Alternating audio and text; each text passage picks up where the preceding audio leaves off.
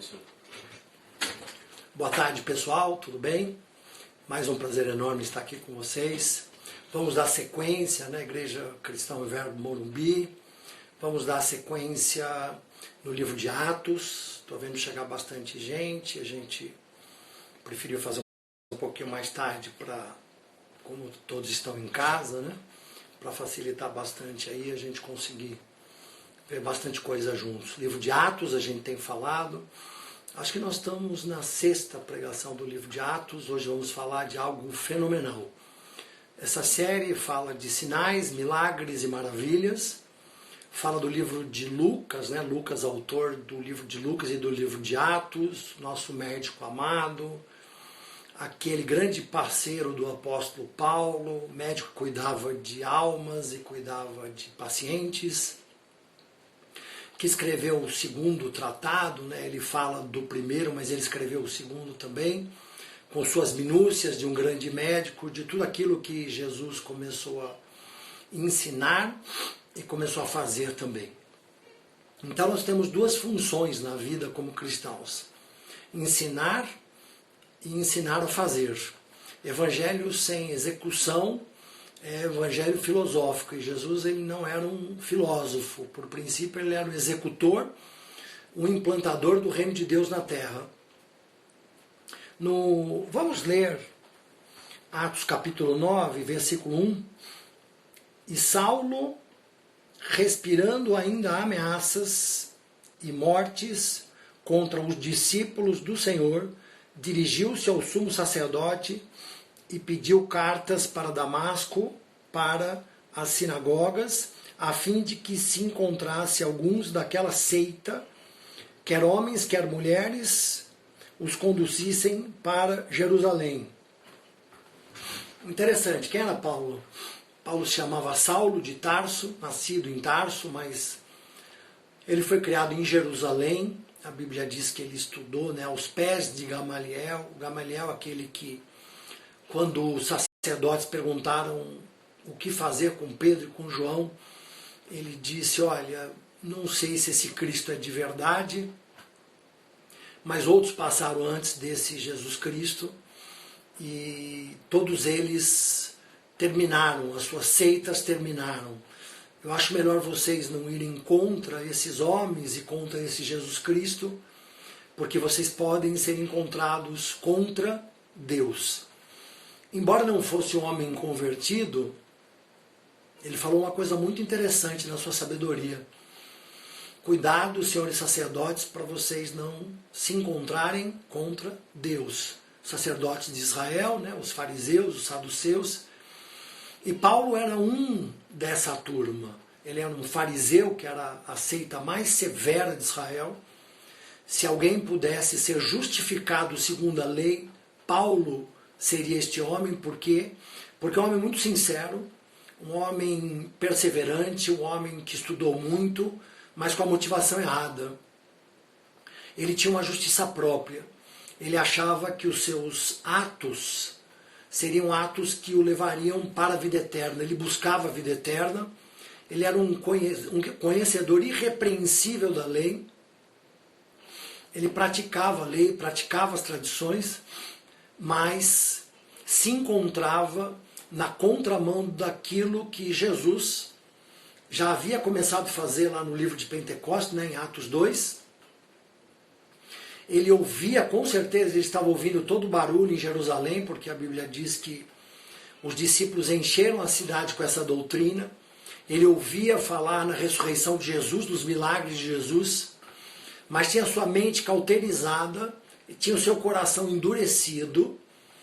A Bíblia diz que ele era, Lucas descreve ele como um selvagem, como um animal. Ele perseguia os cristãos, ele conseguiu voltar contra a morte dos cristãos, da perseguição. As roupas de Estevão foram jogadas aos pés de Saulo, né? Até então Saulo. Era um homem assim, violento, muito convicto, muito perseverante, muito diligente, mas uma pessoa que era vítima de uma religião e não conseguia entender a grandeza do Espírito Santo e o novo tempo que as Escrituras previam sobre Israel. Paulo ele era um jovem muito conhecido e ele mesmo, né, ele fala muito sobre ele, e uma das coisas pelas quais ele era conhecido é que, como jovem, ele era um dos mais inteligentes e avantajados de Israel, uma vida de testemunho e de seguir o judaísmo, de conhecer as leis e de perseguir as suas tradições. E como ele lia, ele entendia que deveria perseguir as seitas, e ele via o cristianismo também como uma seita. Então, apesar da sinceridade, muitas vezes somos sinceros, né? Sinceras, o que não quer dizer que sejamos certos. Paulo, apesar de ser sincero, de tentar fazer a vontade de Deus, de buscar a eternidade, ele perseguia Jesus. Ele estava perseguindo Jesus. Era algo assim incrível, a veemência, a brutalidade, a ignorância, né? O próprio Paulo, como essa situação da conversão de Paulo, ela consta em 3 livros de Atos, Atos capítulo 9, depois vocês podem estudar em Atos 22, vocês podem estudar também Atos 26, e no capítulo 26, Paulo descreve para o rei Agripa, numa das suas defesas, que ele imaginava que ele tinha que fazer muitas coisas contra o nome. Lembra que a gente estudou sobre o nome? Contra o nome desse Jesus Cristo Nazareno. Ele tinha que fazer muitos atos contra Jesus, muitos atos. Olha que paradoxo, né? O livro era de Atos dos Apóstolos, mas Paulo fazia muitos atos pelas mãos da cegueira imposta pela religião que Satanás dirigia, religião que matou Jesus Cristo, religião que não reconheceu Jesus Cristo, judaísmo que perseguiu Moisés, que perseguiu Elias, que perseguiu seus profetas, pregado por Estevão, pregado por Pedro sobre essas perseguições. Os israelitas alertados por Estevão, por Filipe, por Pedro, por João, por Jesus, sobre de que Jesus Cristo era o Messias. Paulo sabia de tudo isso, ele vivia esse clima. Mas ele perseguia com uma veemência muito grande a igreja de Cristo. E aí você vai no versículo 3, indo no caminho de Damasco, porque as cartas que ele conseguiu dos sacerdotes era para perseguir e ir buscar os cristãos em Damasco para jogar nas cadeias, para morrer. Ele descreve que ele os fazia blasfemar contra o nome de Jesus. Mas, repete comigo, todas as coisas cooperam para o bem dos que amam a Deus. Porque a caminho de Damasco, quando ele foi buscar, ele se encontra com Jesus, ele é literalmente derrubado por uma grande luz, por uma luz que ele descreve sendo resplendor, o resplendor da glória de Deus, o resplendor da sarça ardente que fez com que Moisés não quisesse olhar, a sarça que não se consumia, o resplendor de Deus pelo qual os serafins escondem o rosto porque não aguentariam. Imagine Paulo recebendo uma trombada dessa. Uma trombada, ele chama isso em outros versículos na frente de um monte, né? de algo muito forte, talvez como o fogo das línguas repartidas, talvez como o vento impetuoso. Da mesma maneira ele recebe uma pancada espiritual, um golpe espiritual tão grande que ele vai ao chão, ele fica caído. E vamos combinar que para um homem da veemência, da força dele, um homem forte, inteligente, culto, o homem da força dele, que precisaria ficar cego para poder fazer os gentios e os judeus enxergarem a Jesus Cristo. Porque a Bíblia diz que o Deus desse século cegou-lhes o entendimento, para que vendo não vejam, ouvindo não ouçam. E Paulo mais à frente, depois que iluminado, depois que derrubado, depois que iluminado por Cristo, ele fala: eu na verdade via, mas era cego. Na verdade ouvia, mas era surdo. Claro, depois de receber essa luz. Jesus fala no livro de João que ele era a luz que veio ao mundo, mas o mundo preferiu viver em trevas. Eu me lembro dos natais, quantas árvores de Natal, quantas cidades iluminadas, né? Quanta gente tentando colocar luz, mas o mundo continua cego. Hoje, vendo alguns programas na televisão, eu vejo alguns psicólogos, psiquiatras. Tenho muito amor por eles, falam boas coisas, mas dizendo que depois dessa crise do coronavírus, o mundo vai sair mais forte, o mundo vai sair mais unido. Só que ele não enxerga pela metade. Isso é um sofisma, né? Sofisma é uma meia-verdade. Por que é uma meia-verdade? Porque o mundo vai se levantar sempre contra Jesus, porque existe um vírus maior, o vírus do pecado, da natureza pecaminosa. Basta a gente ver o que aconteceu esses dias com governos que se levantaram contra autoridades e sem apologia ao governo, mas a Bíblia diz que todas as autoridades são instituídas por Deus, a gente viu. E a gente vê televisões com cara de partido político tentando derrubar o governo numa hora covarde, numa hora de um governo que vem totalmente numa situação de endividamento, de desestrutura dos hospitais, de políticos que roubaram e que voltam à cena nesse momento de fraqueza para tentar desmoronar um governo instituído por Deus. Uma covardia, minha opinião, numa hora em que deveriam estar de outra forma. Mas enfim, eu respeito aí a posição dos psicólogos, mas a Bíblia diz que o príncipe desse mundo é Satanás, o Deus desse século, com letra minúscula, e que esse mundo jaz do maligno, esse mundo vai morrer nas mãos do maligno, porque existe um vírus muito maior, matando para a eternidade, cegando as pessoas para o pecado, e o salário do pecado é a morte, disse Paulo, e o dom gratuito de Deus a vida em Jesus Cristo. Então, pode ser que 3, 4, 5 meses depois, 6 meses, 1 ano, o pessoal melhora um pouco, mas o dilúvio não adiantou. As guerras que esse mundo, Primeira e Segunda Guerra já vieram, já passamos por muitas pragas e não vejo que isso vai fazer a melhora. A diferença na luz de Jesus. Porque a luz de Jesus, ela faz os olhos se abrirem, as escamas caírem. E Paulo viu aquela luz, imediatamente caiu. Imediatamente, você percebe já que ele começa a se converter e vê que algo está errado, porque nada derrubava um homem como aquele. E ele pergunta assim, quem és tu, Senhor? E a Bíblia diz que quando uma pessoa reconhece o Senhor Jesus, o Espírito Santo, algo do Espírito já começa a acontecer. Paulo já começa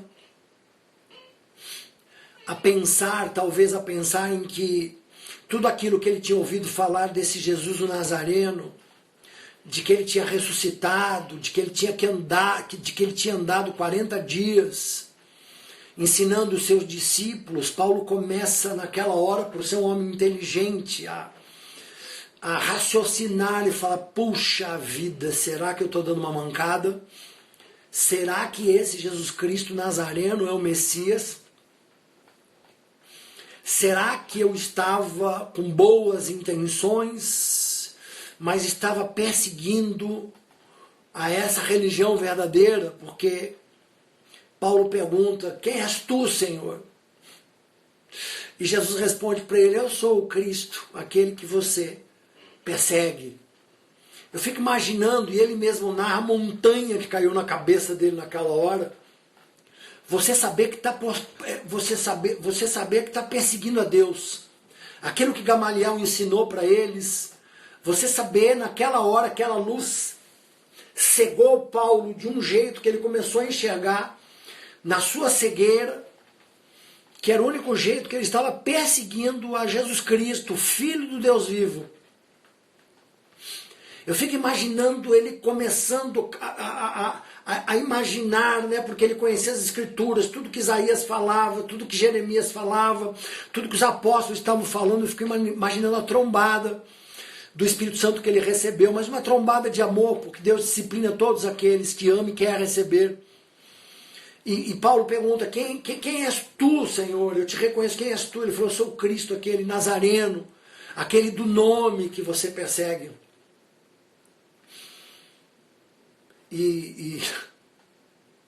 E Paulo pergunta para Jesus, o que eu faço?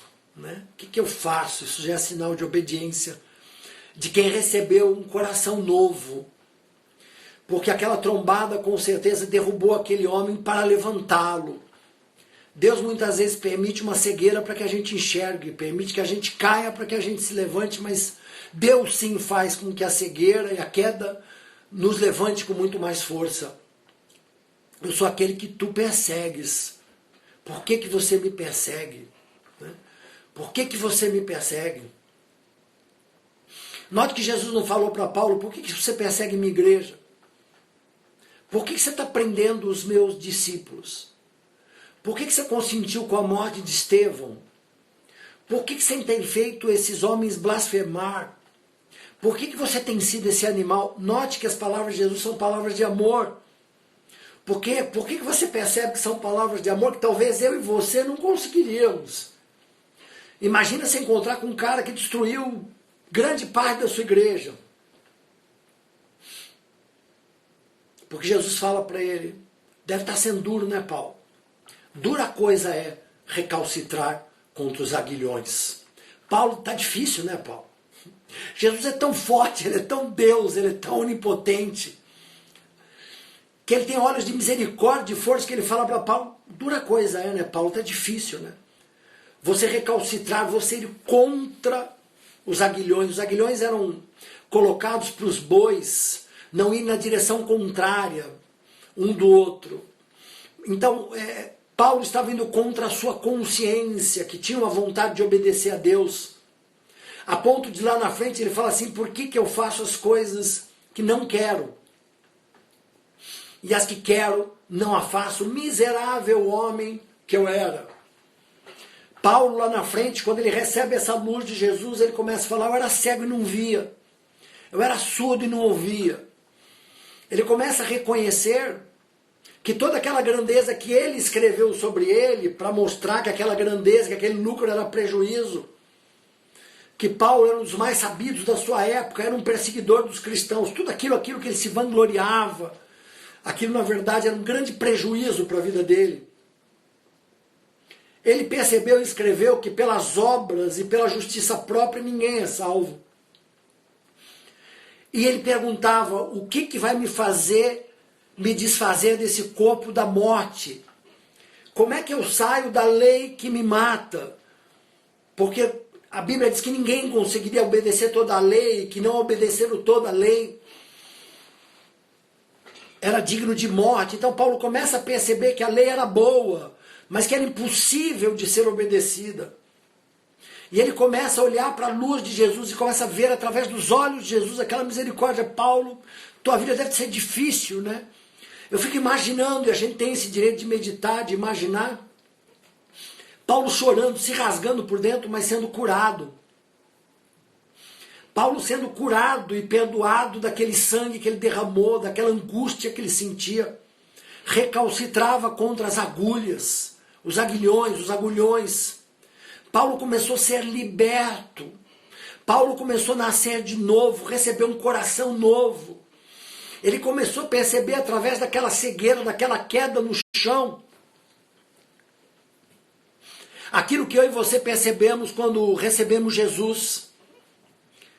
Talvez você não se lembre do dia exatamente, mas você no mínimo deveria lembrar do mês. Eu me lembro do mês de maio. Eu me lembro do mês de maio de 1995. Eu me lembro que, como um tipo de Paulo, diretor de grandes empresas que era, dono de muitas lojas, viajado pelo mundo, Europa, Japão, Estados Unidos, morando numa suntuosa cobertura do Rio de Janeiro, usando roupas de todas as melhores grifes, indo nos melhores lugares, convivendo com pessoas de alta proeminência e projeção.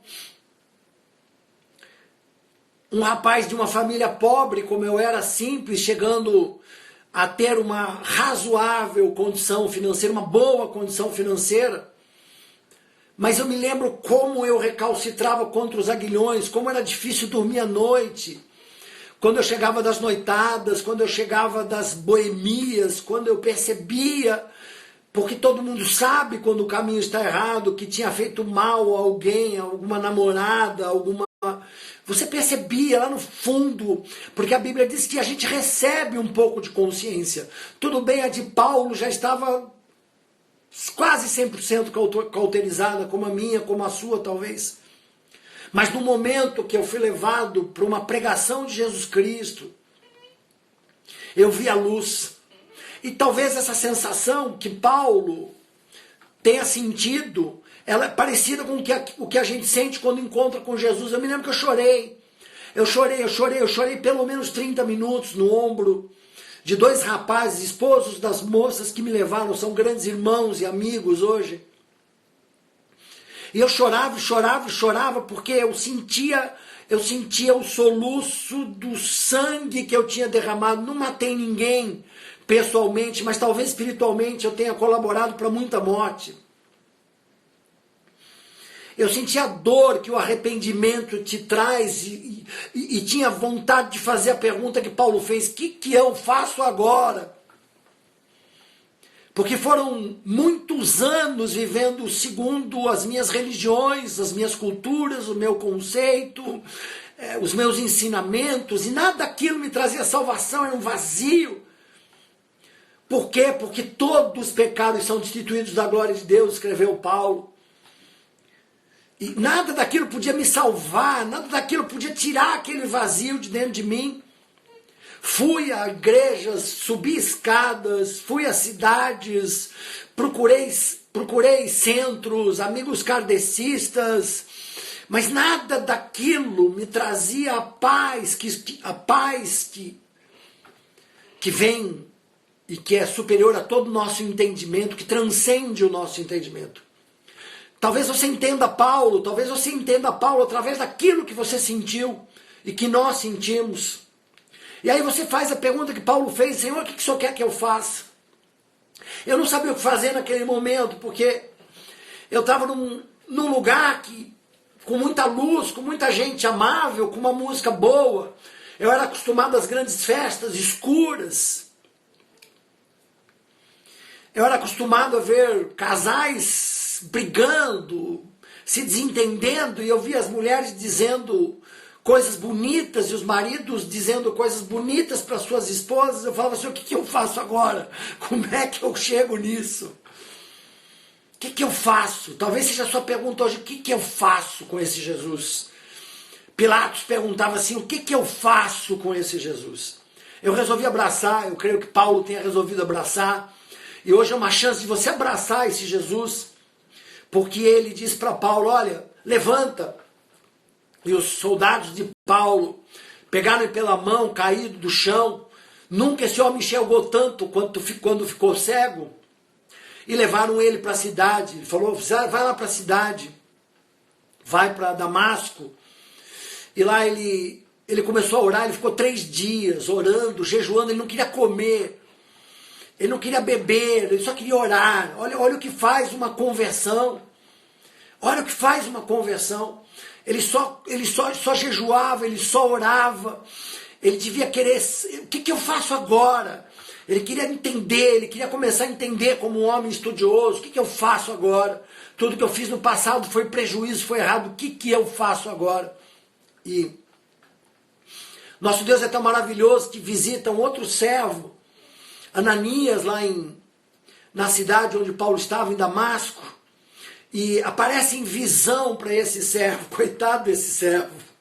Que servo inteligente, obediente. Eu digo coitado porque Jesus aparece para ele em visão e fala para ele: olha aqui, Ananias, você vai lá na casa de Judas, na rua direita. Você pergunta por um rapaz chamado Saulo. Pergunta por ele. Ananias fala, Jesus, tem certeza, Jesus? Esse homem está com uma carta. Ele está com carta para vir buscar a gente e matar todos aqueles e prender todos aqueles que invocam o seu nome. E Jesus fala para Ananias, vai lá e busca Saulo. Porque este é um vaso, é um instrumento meu, escolhido para pregar o evangelho. Se você voltar lá atrás no livro de Atos, Paulo, de uma certa forma, substitui a Judas, porque os discípulos, quando ainda não tinham o Espírito Santo, eles escolheram Matias, um bom homem, mas despreparado para o que ele tinha que fazer entre os discípulos. Por isso nós precisamos entender o nosso chamado, nossa missão, o nosso dom. Jesus apareceu para Paulo e falou, eu vim aqui para te dar um chamado. Lá quando você for ler Atos 22 e 26, Paulo conta isso com mais detalhes. Ele fala assim, olha, Jesus apareceu para me dar o meu ministério. Olha, Paulo, teu ministério é abrir os olhos. Olha, você está cego, você era cego, eu te ceguei de vista normal, você era um cego espiritual e teu ministério é abrir os olhos dos cegos. É impressionante que Matias foi escolhido porque jogaram sortes. Era o jeito antigo, ainda não estava na dimensão nova. E escolheram Matias porque ele tinha visto Jesus ser batizado, porque ele tinha andado com Jesus corporalmente. E eles não tinham percebido que o melhor dos mundos era ver Jesus ressurreto. A luz que Paulo viu. E no livro de Apocalipse fala um pouco dos fundamentos dos apóstolos. E a minha opinião que Paulo era este 12º. E que loucura, né? Porque os outros eram iletrados, outros eram pessoas do dia a dia que Jesus ia encontrando. E Jesus pega um doente, um selvagem, um perseguidor. Mas escolhe este homem, as coisas loucas do mundo para envergonhar as sábias. As coisas que não são para envergonhar as que são. Nesse caso, Deus escolhe alguém que era louco para o evangelho, era louco para os discípulos. Nenhum discípulo queria estar do lado de Paulo, dava medo, ele era um assassino. E Jesus mais uma vez surpreende, porque ele inverte, ele fala assim, eu quero esse homem. Eu escolhi esse homem e ele vai saber o quanto importa sofrer no meu nome. E a Bíblia diz que Ananias teve essa visão. E ao mesmo tempo, concomitantemente, Paulo orava e já tem a primeira visão espiritual. Você já vê Paulo com o Espírito Santo, porque ele tem a primeira visão, ele vê Ananias em visão, entrando na casa dele, orando, impondo mãos e os olhos dele abrindo. Ananias entra e fala, Saulo, meu irmão, sabe aquele Jesus Cristo que você encontrou a caminho? Ele me visitou. Paulo já sabia. Porque Deus começa a falar com o seu profeta. Paulo já sabia, ele falou, eu vim para orar por você, para te perdoar os pecados em nome de Jesus, recebe o Espírito Santo. Paulo já tinha um primeiro Espírito Santo, porque ele teve uma visão, um dom, mas ele recebe o batismo do Espírito Santo. Ele recebe o batismo para essa grande missão. Ele recebe o enchimento, aquilo que os outros receberam em Atos. Aquela veemência de Atos, Paulo recebe agora, nessa imposição de mãos de Ananias, ele recebe o batismo no Espírito Santo. Paulo estava orando e ele disse a Ananias, Jesus quer que você veja e seja cheio, porque as escamas dele caíram e ele começou a ver. E qual a consequência disso? Qual a consequência desse batismo? Aquilo que eu disse para vocês quando eu estava nesse restaurante, lá no Rio de Janeiro, até o Guanabara, 1995, quando eu recebi esse impacto de Jesus Cristo, a primeira coisa que eu queria era não sair mais de perto daquele povo. É a comunhão do Espírito Santo, só o Espírito Santo pode fazer isso, não é algo forçado. E Paulo começou a se juntar, agora Paulo, antes de Saulo, ele começa a se juntar aos crentes. Ele começa a se juntar aos crentes. A primeira coisa, quando você recebe batismo no Espírito Santo, eu vou falar de algumas consequências. Para você que foi batizado para você trabalhar, para você pedir mais, porque você vê vários enchimentos na Bíblia, você vê Deus trabalhando muito com o Espírito Santo na vida dos cristãos. Nós falamos da plenitude do Espírito Santo. Para você checar se realmente as consequências na sua vida, na minha vida, elas estão de acordo. Porque Paulo, ele queria ficar no meio dos crentes. Paulo, ele queria dar testemunho. O testemunho dele já era um testemunho de abundância daquilo que estava no coração dele. Ele já tinha abundância de Jesus Cristo no coração. Ele já tinha abundância de Jesus Cristo ressurreto, que era o foco da pregação dele. E ele começa a dizer nos outros capítulos acima, eu resolvi pregar a Cristo e esse crucificado. E o meu evangelho não é evangelho de sabedoria humana, para que vocês não se baseiem em sabedoria humana, mas é em ousadia, em poder, em sabedoria do alto. Paulo já sai de lá. Algumas coisas, o desenvolvimento, algum desenvolvimento de salvação, mas ele já sai de lá voando. Ele fica 3 anos.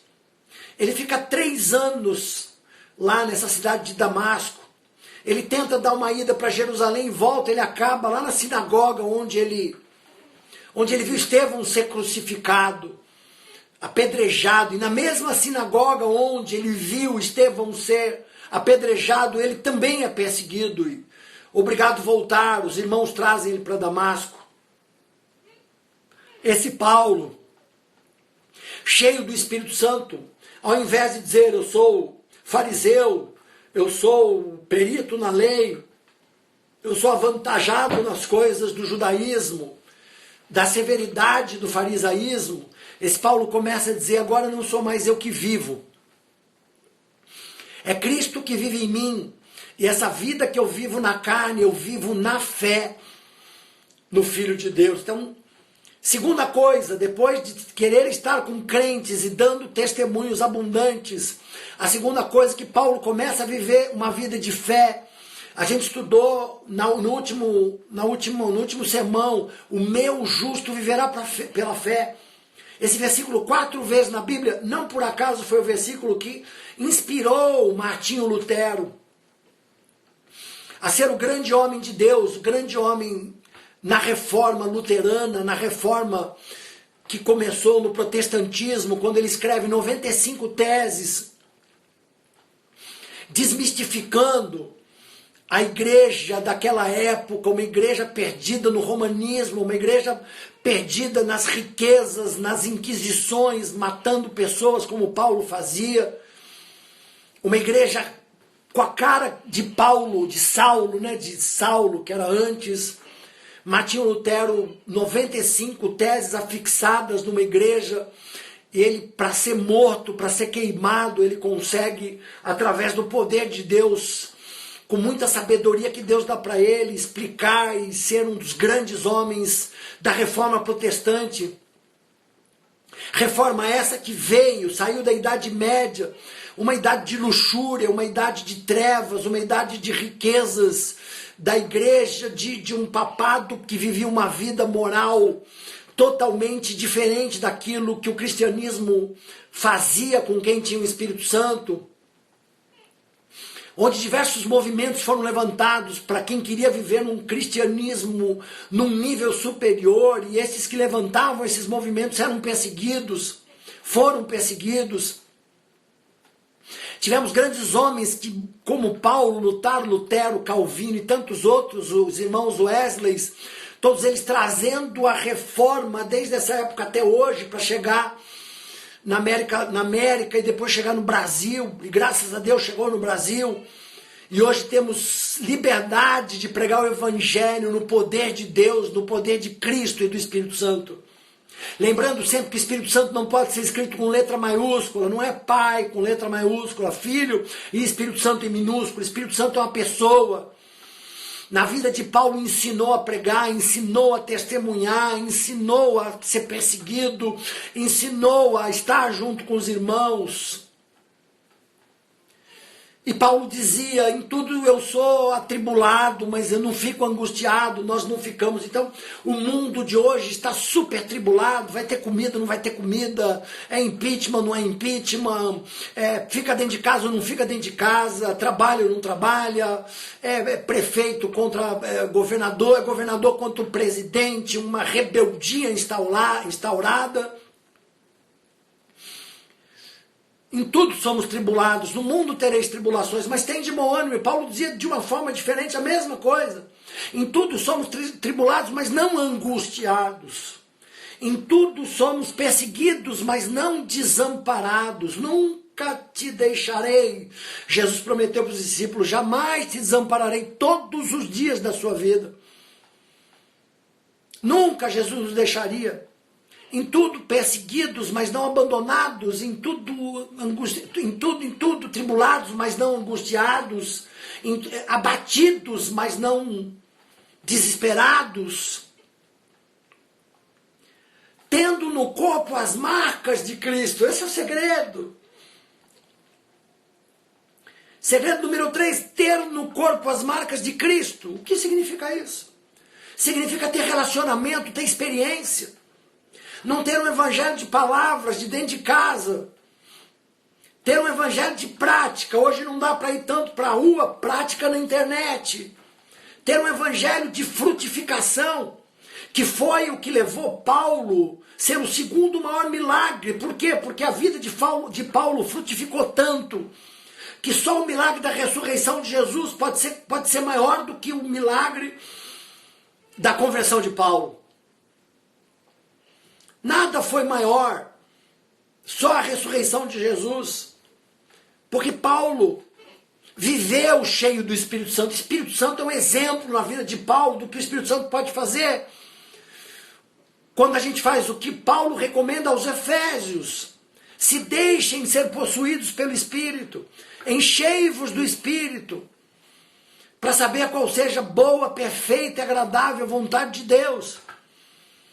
E o Espírito nos dá as marcas de Cristo no corpo, nos dá essa experiência. Essa experiência nos traz esperança. E a nossa esperança não vai ser confundida, escrito pela poesia do Espírito Santo na vida de Paulo. Paulo dizia para os filipenses sobre viver abatido, sobre viver com fartura. Se hoje você não está conseguindo viver com fartura, sobre viver com abastança, sobre viver com fartura, se hoje não conseguimos viver com a mesma abastança, Paulo dizia, todas as coisas eu posso naquele Espírito Santo, Jesus dentro de mim que me fortalece. Precisamos ser esse templo do Espírito Santo que Paulo era. E para a gente, terminando, para a gente orar, as marcas do batismo na vida de Paulo faziam com que ele fosse esse homem que obedecia os mandamentos, que eram bons. O amar a Deus, né? O não dar culto a outros deuses com letra minúscula. Ok? Não se dobrar a outras divindades, mas só dar culto ao único Deus com letra maiúscula. Primeiro mandamento do cristianismo. Não farás outros deuses, não porás outros deuses diante de ti. Só darás culto ao único Deus, de todo o seu coração, de toda a sua mente, estudar a Deus, de toda a sua alma, com as suas emoções. Paulo, através do Espírito Santo, ele demonstra isso. Nós vamos falar muito de Paulo agora nessa segunda parte dessa série sobre o Espírito Santo, sobre o livro de Atos. Na primeira parte do livro de Atos, você vê muito Pedro, um grande apóstolo, Pedro e João. Agora nós vamos ver muito de Paulo, muito de Paulo. Pedro também foi muito usado, mas Paulo, eu sinto que muitas vezes ele é injustiçado, Paulo, né, por causa de algumas culturas religiosas. Paulo foi o que mais frutificou. A igreja apostólica nasceu com Paulo, as viagens missionárias de Paulo, para implementar igrejas de todo mundo, debaixo de perseguição, de chicotadas, de tomar veneno, de navios afundados. Nós vamos falar sobre tudo isso. Tudo que Paulo queria, ele dizia, olha, não tenho minha vida por preciosa, eu não tenho em nada minha vida por preciosa. Isso é amar a Deus sobre todas as coisas. Contanto que acabe a minha carreira de dar testemunho do Evangelho de Jesus Cristo. Oh, glória a Deus! O homem era camisa 10 do diabo, mas ele virou camisa 10 de Deus. Aonde abundou o pecado, superabundou a graça. Paulo, um homem veemente, tomara que essa pregação chegue em muitos lugares que a gente acha outros tipos de Paulo. Eu sinto que o Evangelho está precisando de mais Paulos. O Evangelho está precisando de mais pessoas violentas, mas que são golpeadas por Jesus de uma forma que elas se viram de uma forma muito forte, porque os tempos são maus, são tempos trabalhosos, diz o apóstolo Paulo. E se você que estiver me ouvindo aí tiver essa vocação, porque Jesus escolheu essa vocação em Paulo, se você é uma pessoa violenta, que foi empresário, que foi executivo, ou que foi até uma pessoa presa na cadeia, que foi... Você é o foco de Deus. Deus precisa de pessoas que conheceram a maldade para poder ver de fato a bondade. Você precisa viver nas trevas, na escuridão para ver a luz. Deus está à procura de você e eu profetizo em nome de Jesus que pessoas do tipo de Paulo vão ser levantadas essa noite. Pessoas que vão priorizar o Evangelho de Cristo e não vão querer terminar a carreira sem pregar tudo aquilo, que vão não ter a sua vida por preciosa. Paulo glorificava a Deus, Pai nosso que estás no céu, glorificado. O Espírito Santo na vida de Paulo só glorificada a Deus através de Cristo ressurreto. Cristo em mim, esperança de glória. Paulo, o Espírito Santo dava para Paulo uma convicção de filiação. A gente vê a gente vê algo contrário disso. A gente vê muitos cristãos sem paternidade, muitos cristãos vivendo como órfãos. Isso significa não visitação ou não entendimento do Espírito Santo. Colocando o celular para carregar. O espírito do Evangelho é um espírito de paternidade. O espírito do Evangelho não é um espírito de orfandade. Deus está levantando nessa geração esse espírito de paternidade. Muitos querendo ser apóstolos, profetas, mestres, muitas vezes sem ser chamados, mas poucos querendo ter esse espírito de paternidade. Esse espírito de querer discipular as nações. Esse discípulo de ir por todo mundo pregando o Evangelho e fazer discípulos. Pais deixam legado, pais deixam fortuna espiritual, pais treinam, pais corrigem, pais espirituais. Paulo tinha convicção da presença do Espírito Santo. Paulo tinha manifestação de línguas o tempo todo. Ele fala, olha, eu oro mais em línguas do que todos vocês. Você vê os dons de Paulo, de ele orar, ter visões espirituais, ser arrebatado. Você vê Paulo vivendo uma vida verdadeira. Você vê a vida de Paulo impregnada pelo Espírito Santo e vertendo esse amor, vertendo essa comunhão, vertendo oração, vertendo jejum, vertendo perseguição. Ele entendia e começou a entender o que Cristo falou para ele. Você vai ver agora quanto importa ser perseguido em meu nome. Paulo, Saulo de Tarso, se torna o maior frutificador, maior apóstolo, maior escritor das escrituras inspiradas e sagradas, o maior missionário do Evangelho, apóstolo, mestre, pregador, um grande homem de Deus. O Espírito Santo, meu irmão, ele quer fazer muitas coisas na sua vida.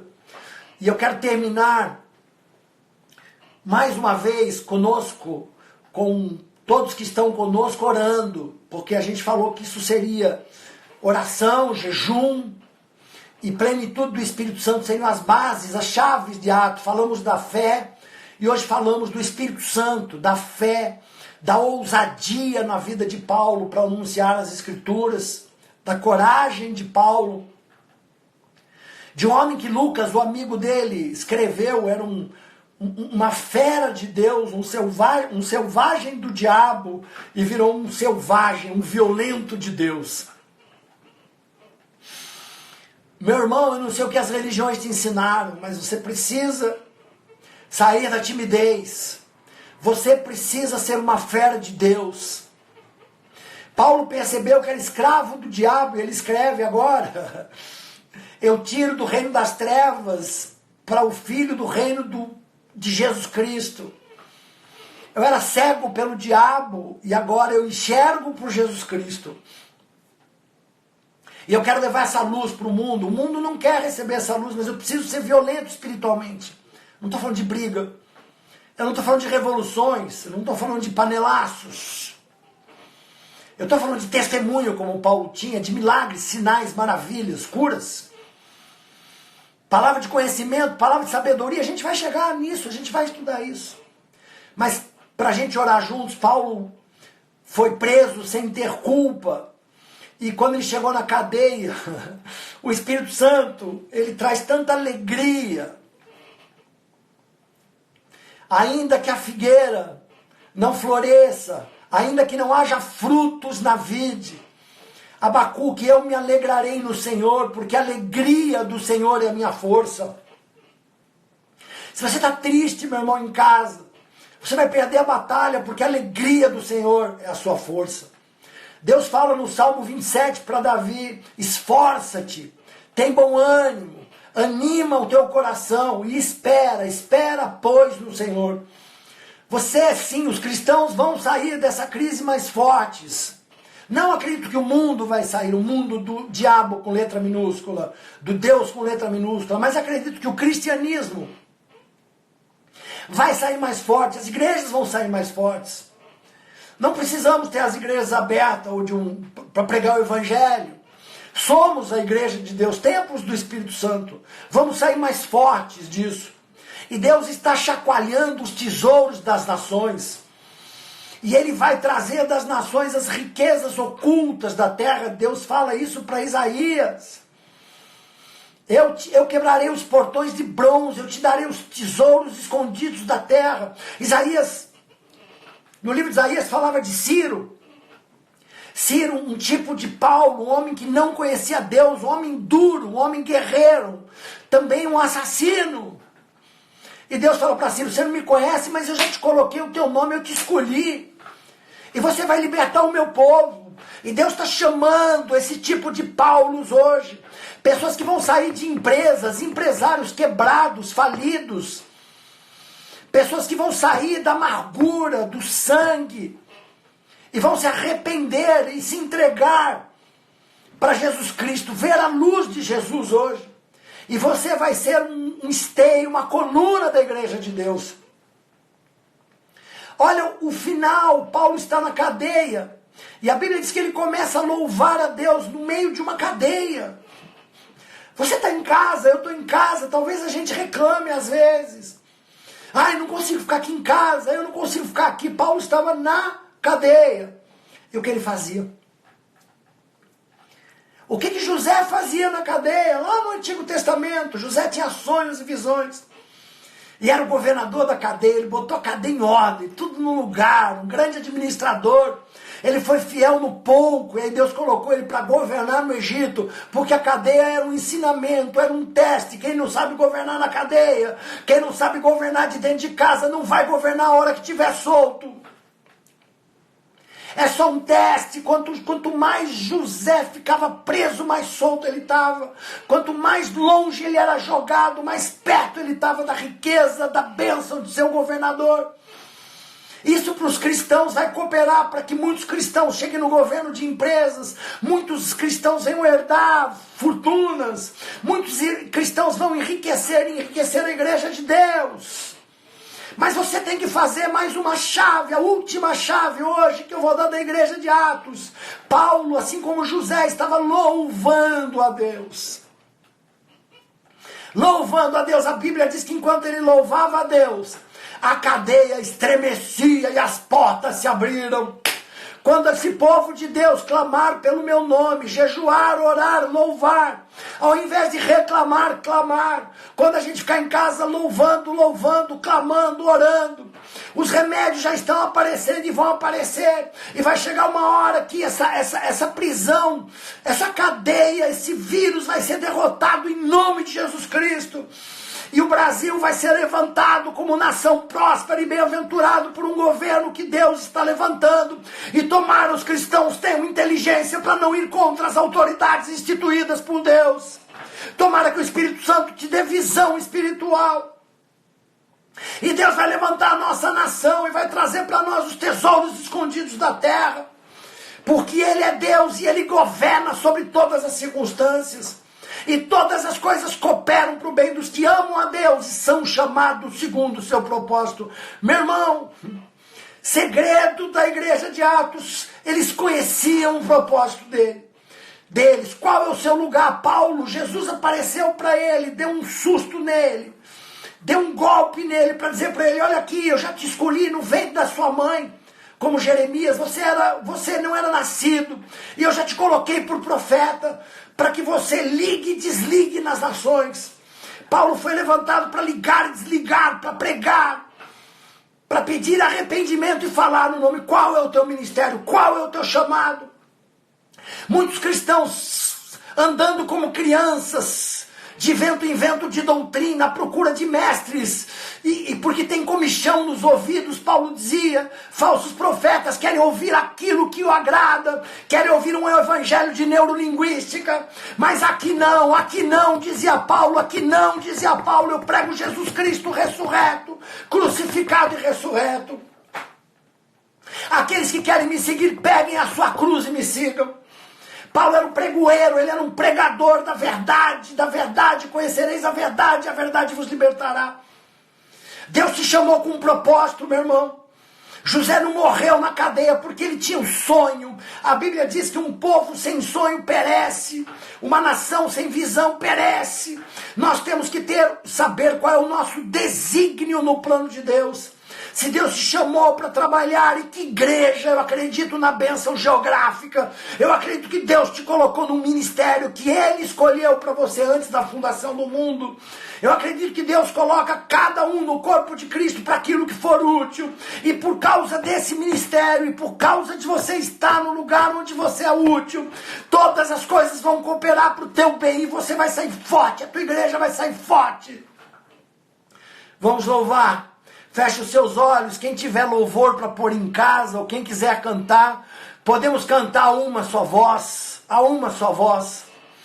mas cada um que louvou antes do culto uma música, pode escolher e louvar em casa, mas você começa a louvar a Deus, você começa a clamar a Deus, e aí as cadeias vão cair, o chão vai tremer, as portas vão se abrir, esse vírus vai ser expulso em nome de Jesus. Queima coronavírus, queima corona, porque nós só respeitamos de verdade uma corona. A corona de Jesus, a coroa de Jesus, aquela coroa de rei que foi colocada com espinhos na cabeça dele. Sofrimento que ele sentiu por causa daquela corona, eu profetizo que ele tem autoridade para queimar você, vírus, em nome de Jesus Cristo, e libertar as cadeias dos cristãos, e tirar os cristãos, e abrir as portas das igrejas na hora de Deus, para que o evangelho seja proclamado mais ainda, para que as pessoas voltem para as igrejas com mais amor, com mais abraços, com mais cura, com mais dons. Começa a louvar e a sua casa vai tremer. Nós já oramos para a sua casa se mover. A sua casa vai tremer, os seus parentes vão reconhecer a Jesus. A cura está entrando na sua casa, porque o Espírito Santo está trazendo poder, o que ele trouxe na prisão de Paulo. E o chão vai tremer, os céus vão se abrir, é uma canção que a gente cantava. O chão vai tremer, os céus vão se abrir, você vai ver anjos do Senhor Tomara a Deus que você escreva no nosso Instagram os milagres que você está vivendo. Tomara a Deus que você tenha visões espirituais para nos entregar. Tomara a Deus que você tenha palavras proféticas. Ananias teve visão, Paulo teve visão. Todas as pessoas cheias do Espírito Santo, elas operam nos dons. Eu profetizo que os dons vão estar ativando na sua vida. Chega de timidez, chega de paradeira, chega de murmuração em nome de Jesus. E você com coragem, com as armas que Deus te deu, você vai movimentar, você vai operar os dons em você, e você vai ter testemunho para contar, um de manhã, um de tarde, um de noite, porque o poder de Deus está sobre a tua vida, porque o poder que estava em Jesus, que ressuscitou Jesus dos mortos, o poder que estava na vida de Paulo, de Pedro, é o que está na sua vida. Portanto, vai, desfruto. A Bíblia diz assim: não foi vós que me escolheste, fui eu que te escolhi, para que vades e desfruto, e o seu fruto permaneça. É hora de fazer coisas permanentes, é hora de ser firmes e constantes, é hora de levantar a casa de Deus, é hora de sair e pregar o Evangelho com curas, sinais e maravilhas. É hora de mostrar que no final dos tempos, aqueles que servem e aqueles que não servem ao Senhor, Evangelho é resultado, é relacionamento com Deus que traz resultado. Vá e desfruto, e que o seu fruto permaneça, que a sua casa esteja tremendo nesses dias, e que você esteja louvando, louvando, louvando. Queime esse vírus com louvor, queime esse vírus com o nome de Jesus, e vá em paz, que o Senhor te abençoe em nome de Jesus. Amém e amém. Até o próximo sermão.